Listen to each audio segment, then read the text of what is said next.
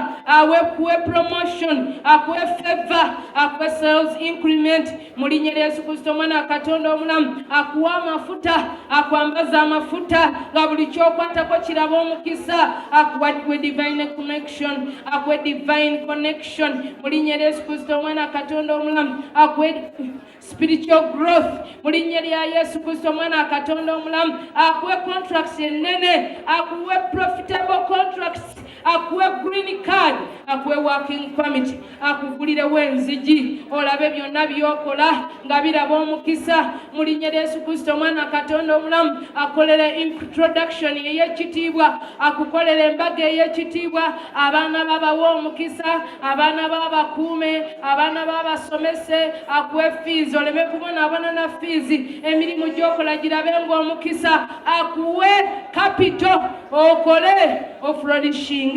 Webale Yesu, webale Mukama, webale Taata waffe, mukubire engalo eza waggulu, webale gwawulira okusaba, webale Yesu, webale Mukama.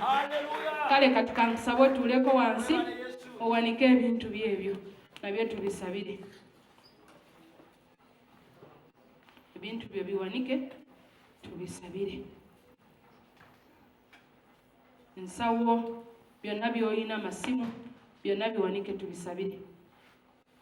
Taata omulungi, kabaka wa bakabaka, gwatuula ku Namulondo ey'ekisa, Mukama tukwebaza. Tukwebaza Mukama olw'akaseera akalungi k'otuwadde, tukwebaza olw'amaanyi n'ekisa. Twongera Katonda waffe okuwa amatendo n'ekitiibwa Mukama. Mukama tukuyimusa n'ebintu byaffe bino Mukama.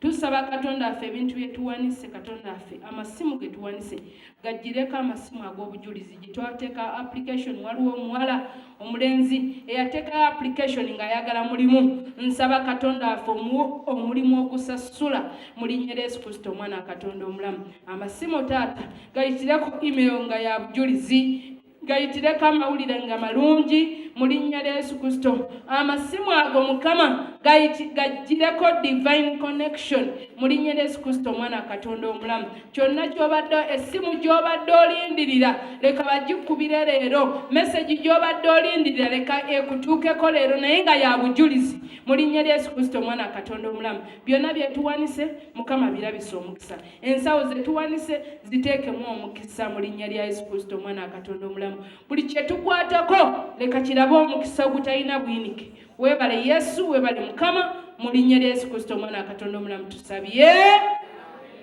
Mu linnya lya Yesu Kristo omwana wa Katonda omulamu tusabye.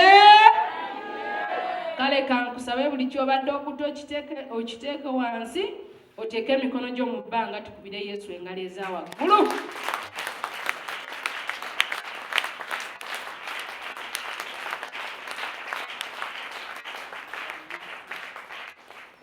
Webale kukubaza meya wa mu kitundu, kati tukubire eza Yesu waggulu. Waggulu.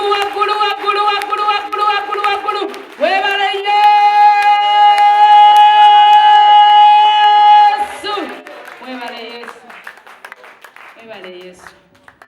Amen. Mukama mulungi. Kale kankusabe omukono gwo ogwa kkono oguteeke wano mu kifuba, ogwa ddyo oguteeke waggulu, ogambe nti ayi Yesu wange, nkwebazizza olw'olunaku lwa leero, nkwebaza olw'ekigambo kyo, sisigadde kyekimu, nsaasira olw'obutali butuukirivu bwe mbadde ntambuliramu, era naaza n'omusaayi gwo. Taata nkuwa omutima gwange nga sikakiddwa, ompa obutuukirivu era njatula tindokose amannya gange, nsaba ogawandiike mu kitabo ky'obulamu, mu kitabo ky'eggulu. Ku lunaku luli ng'oyita abalonde bo ng'amannya gange mwegali mu kitabo ky'obulamu, mu kitabo ky'eggulu. Webale Yesu, webale Mukama. Amen. Kale Katonda omulamu, Taata omwesigwa, mu linnya lya Yesu Kristo omwana wa Katonda omulamu, Kama nkusinza, nkugulumiza era nkuwa ekitiibwa mu linnya lya Yesu Kristo.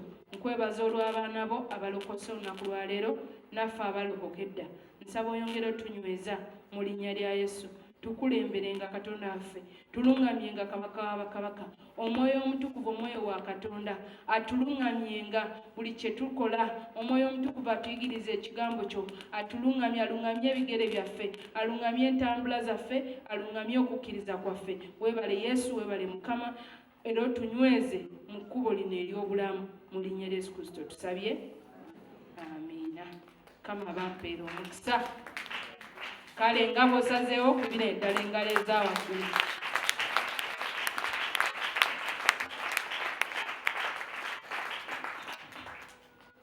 Mukama yeebazibwe, ti Yesu yeebazibwe. Nsanyusa obbalaba, nsanyusa obbalaba. Mwebale kujja mu nnyumba ya Mukama. Kama bampeera omukisa omunene. Olunaku lwaleero nyinayo ekiteeso, naye nakiteesa dda, naye olwaleero nyina ekiteeso. Tugenda kikola ku Sande eno ne Sande ejja. Obulango bwaffe twabuteekayo